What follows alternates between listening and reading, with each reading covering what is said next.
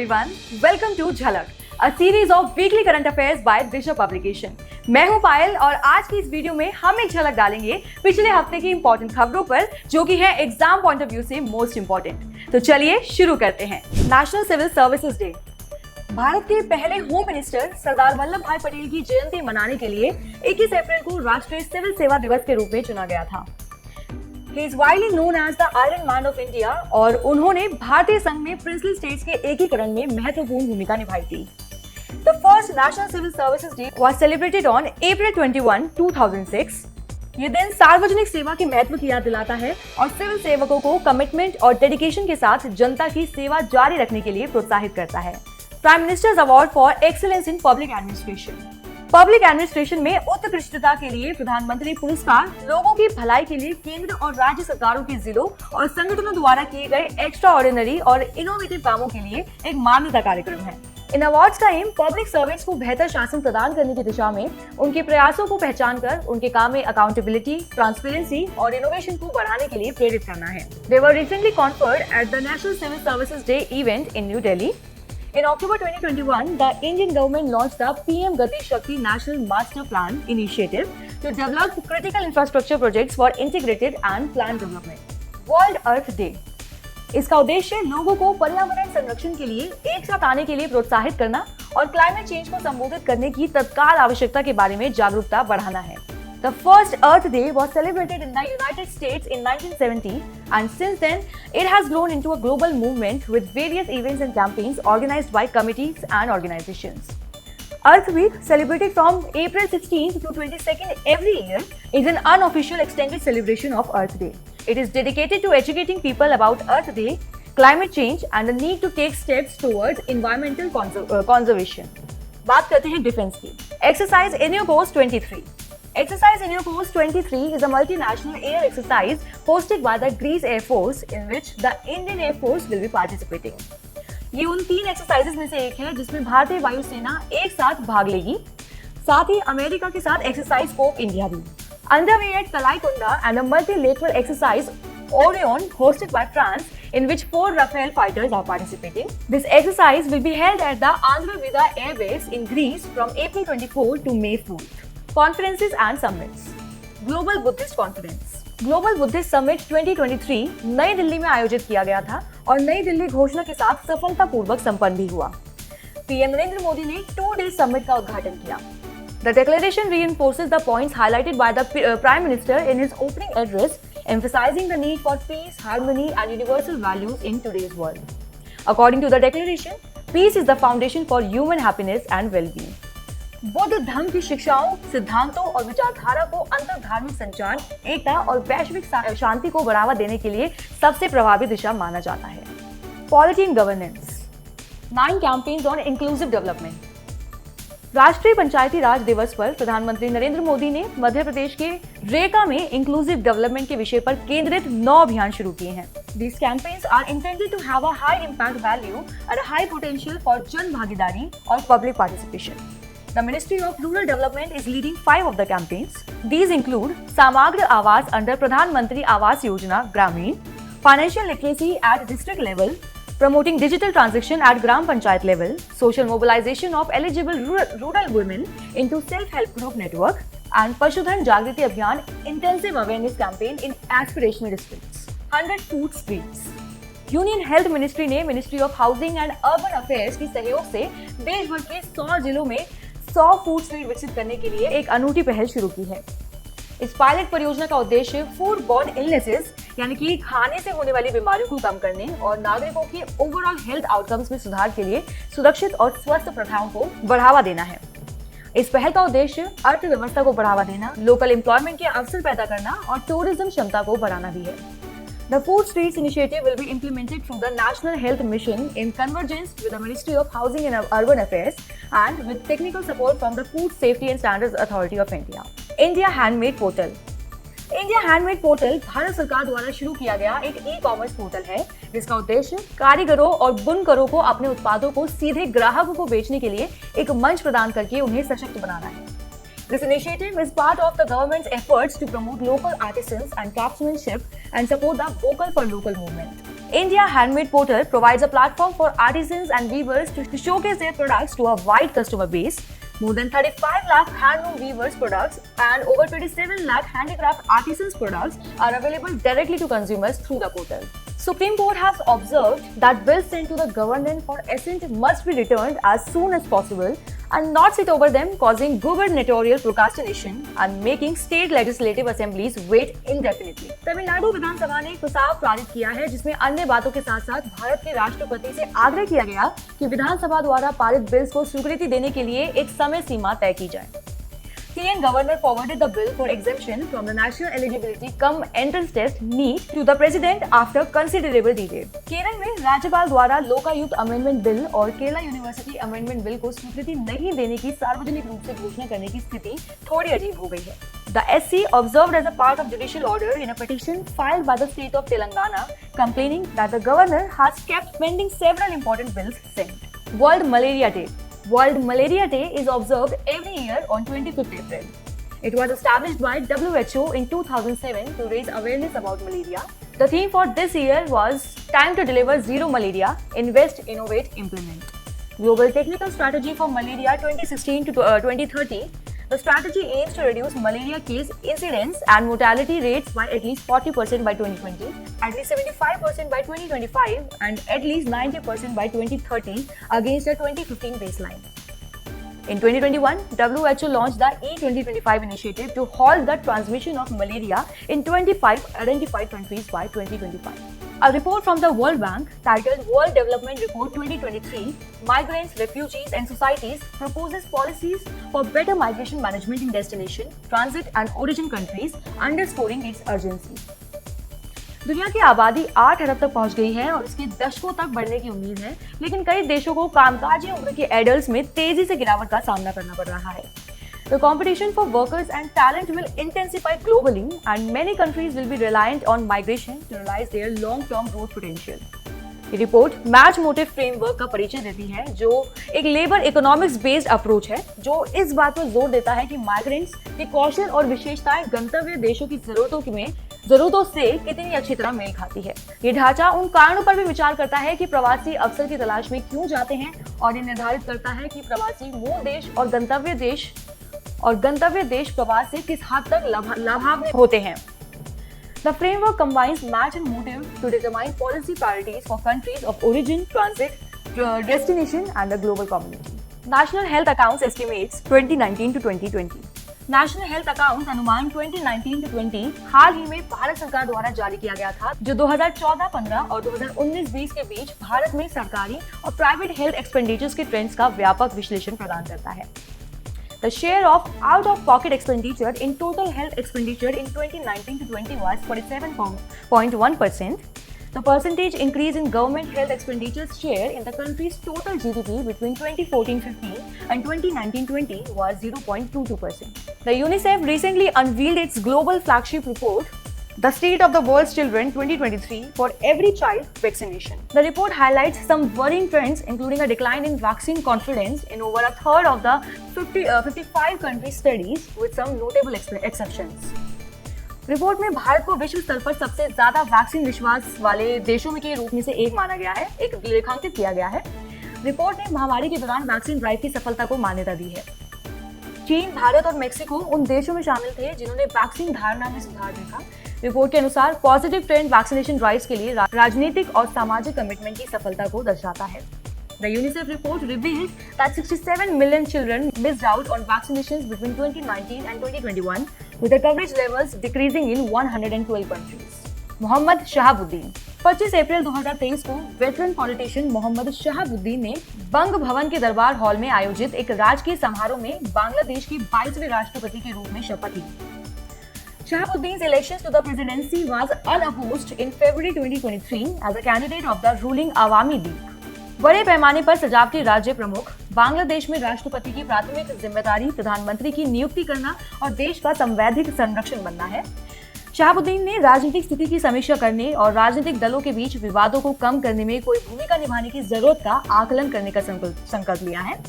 चुनाव प्रणाली को लेकर सत्तारूढ़ अवामी लीग और इसकी मुख्य विपक्षी बांग्लादेश नेशनलिस्ट पार्टी के बीच बांग्लादेश में अगले साल दिसंबर या जनवरी में आम चुनाव होने हैं। प्रधानमंत्री ने श्री रामानुजाचार्य को उनकी जयंती पर श्रद्धांजलि अर्पित की। तमिलनाडु के श्री पेरम्बदूर में 1017 में पैदा हुए रामानुजाचार्य को वैदिक फिलोसफर और समाज सुधारक के रूप में व्यापक रूप से सम्मानित किया जाता है। He is renowned for advocating social equality and justice, which was revolutionary for his time, and for his propagation of the Bhakti movement, which inspired other Bhakti schools of thought. He was instrumental in reviving the Vishishtadvait sub-school of Vedanta philosophy, which posits non-dualism of the qualified whole. Ramanujacharya wrote 9 scriptures known as the Navratnas and composed numerous commentaries on Vedic scriptures, including the Vedanta Sutras and the Bhagavad Gita.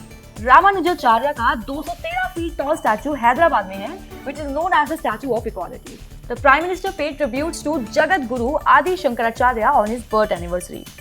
Jagat Guru आदि शंकराचार्य, जिनका जन्म 8वीं शताब्दी ईस्वी में केरल में हुआ था, भारतीय इतिहास के सबसे प्रतिष्ठित फिलोसफर्स में से एक है। He is considered to be the founder of the Advaita Vedanta school of philosophy, which emphasizes the ultimate unity and oneness of all existence.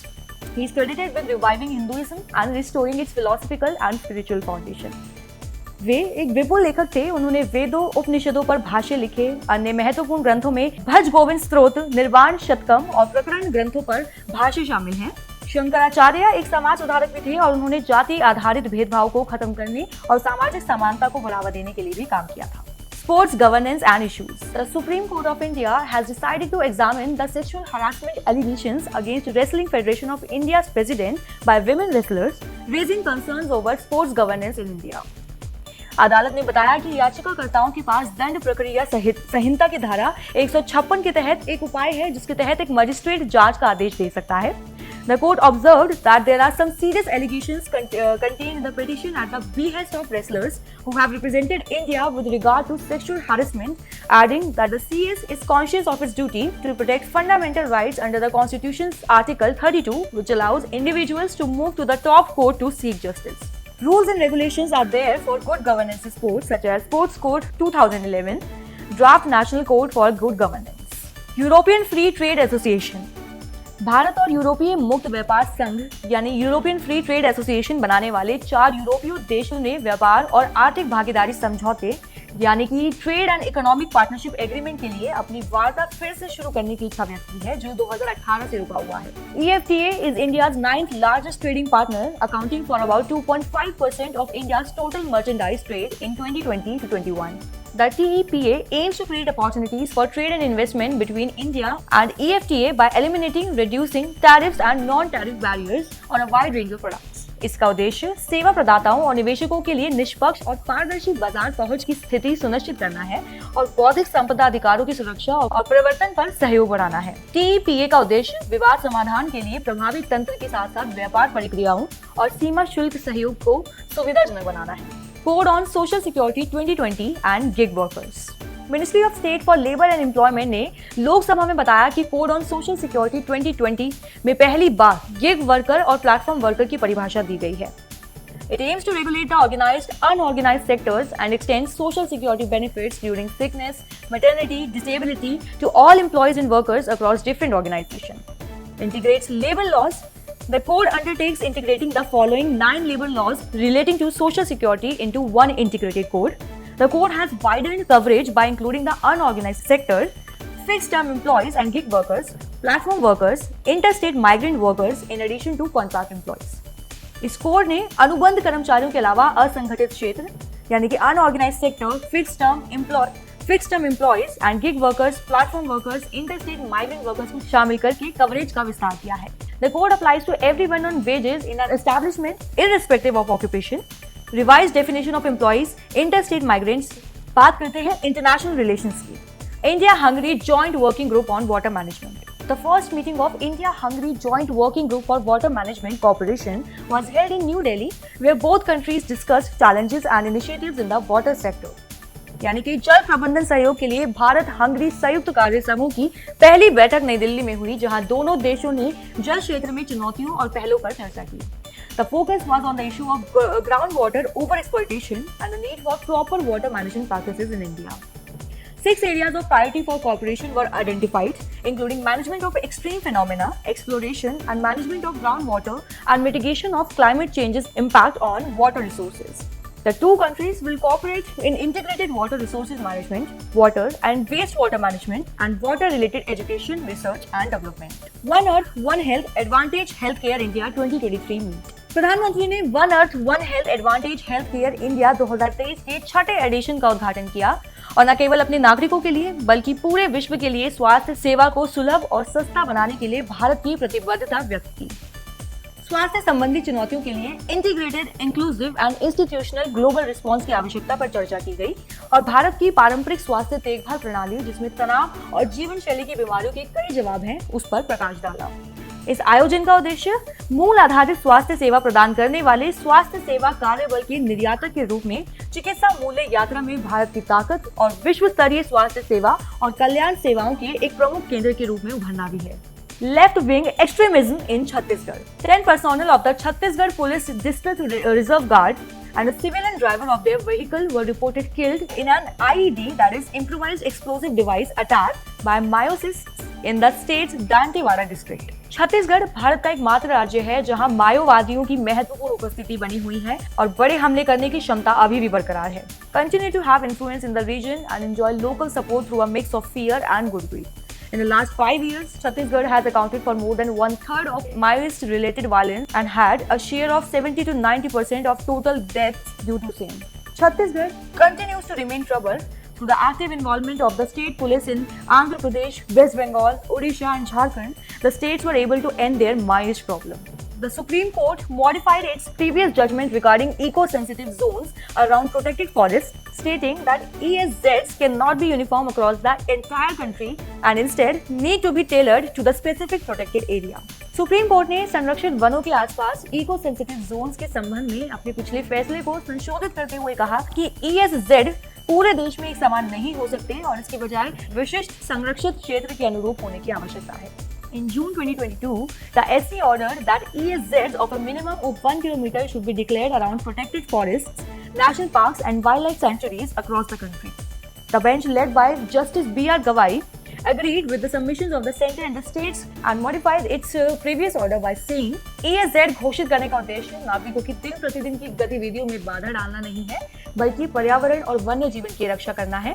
केंद्र और राज्यों को अपना खुद के प्रस्तावों के अनुसार या 6 महीने के अंदर एक्सपर्ट कमिटीज की सिफारिशों के अनुसार ESZ को अधिसूचित करना चाहिए। World Development Report 2023. The World Bank published the World Development Report 2023, Migrants, Refugees and Society. The report estimated a 120% income gain for Indians who migrate to another country for work compared to a 40% rise in the case of internal migration. An increase in income? Underskilled Indian citizens migrating to the US noticed a hike in their income of nearly 500%, followed by the UAE by almost 300%. Overview of this report: there are currently 184 million migrants globally, which is like 2.3% of the population, including 37 million refugees. India US, India GCC and Bangladesh India have been identified to be among the top migration corridors globally, along with Mexico US, China US, Philippines US and Kazakhstan Russia. Zero Shadow Day. Bengaluru ने 25 अप्रैल 2023 को ठीक 12:17 पर zero shadow day नामक एक अनूठी घटना का अनुभव किया। इमारतों और पेड़ों जैसी खड़ी वस्तुओं की कोई छाया नहीं दिखाई दी। This occurred because the sun was directly overhead at the zenith, causing the shadow to be directly beneath the object. This event happens twice a year at every point on Earth between the Tropic of Cancer and the Tropic of Capricorn. The next Zero Shadow Day for Bengaluru is on 18th August 2023. Information Technology Amendment Rules 2023. Bombay High Court has said that the IT, that is Intermediary Guidelines and Digital Media Ethics Code Amendment Rules 2023, does not seem to offer protection to fair criticism of the government through parody or satire. यानी कि Bombay high court ने कहा है कि IT यानी कि intermediate guidelines और digital media ethics code amendment rule 2023 parody या व्यंग्य के माध्यम से सरकार के फेयर क्रिटिसिज्म को प्रोटेक्शन नहीं देता है। ऑब्लिगेटरी फॉर इंटरमीडिएरीज, कोई भी platform harmful unapproved online games और उनके एडवर्टीजमेंट्स की अनुमति नहीं दे सकता है। उन्हें भारत सरकार के बारे में झूठी जानकारी साझा नहीं करनी चाहिए जिसकी फैक्ट चेकिंग यूनिट द्वारा पुष्टि की गई है। Self regulatory bodies, online gaming प्रदान करने वाले प्लेटफॉर्म को एक सेल्फ रेगुलेटरी बॉडी के साथ पंजीकरण कराना होगा जो ये निर्धारित करेगा कि गेम अनुमति योग्य है या नहीं। प्लेटफॉर्म को ये सुनिश्चित करना चाहिए कि ऑनलाइन गेम में कोई जुआ या सट्टेबाजी का तत्व शामिल नहीं है। Losing safe harbour.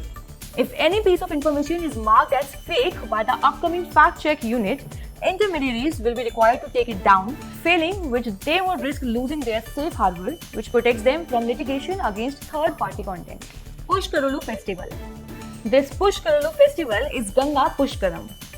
इस त्योहार को पुष्करुलु, जिसे तेलुगु में पुष्करुलु कहा जाता है, इसे पुष्कर के नाम से जाना जाता है। ये एक ऐसा त्योहार है जो हर 12 सालों में ग्रहों के गोचर के विशेष संयोग के कारण आता है। ज्योतिष शास्त्र के अनुसार हर नदी एक राशि से जुड़ी होती है और त्योहार की शुरुआत बृहस्पति के एक राशि से दूर राशि में जाने पर होती है। पुष्करुलु is considered to be one of the most sacred periods when devotees visit different holy rivers to take a holy dip.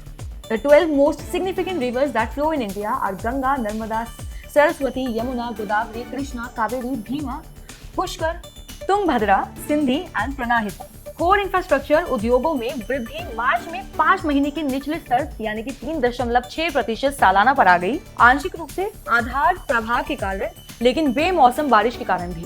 Only 2 sectors, coal and crude petroleum, registered sequential improvement. ये डेटा ऐसे समय में आया है जब आर्थिक गतिविधियों में मंदी की उम्मीद है, लेकिन उन हाई फ्रीक्वेंसी इंडिकेटर जैसे कि PMI और माल और सेवा कर से राजस्व में महीने में मजबूत वृद्धि दर्ज की गई है। This is the slowest growth in core sector industries since October 2022, when it registered a mere 0.7% expansion. March's core sector growth was also the second lowest in FY 2023. The 8 core industries grew by 4.8% in March 2022 and by 7.2% in February 2023. So guys, that's it for today. मिलते हैं next week झलक में। I hope आपको ये video बहुत पसंद आया होगा। अगर आपको ये वीडियो पसंद आया हो तो please like, share and subscribe our channel for more content like this. And don't forget to hit the bell icon for updates. Thank you.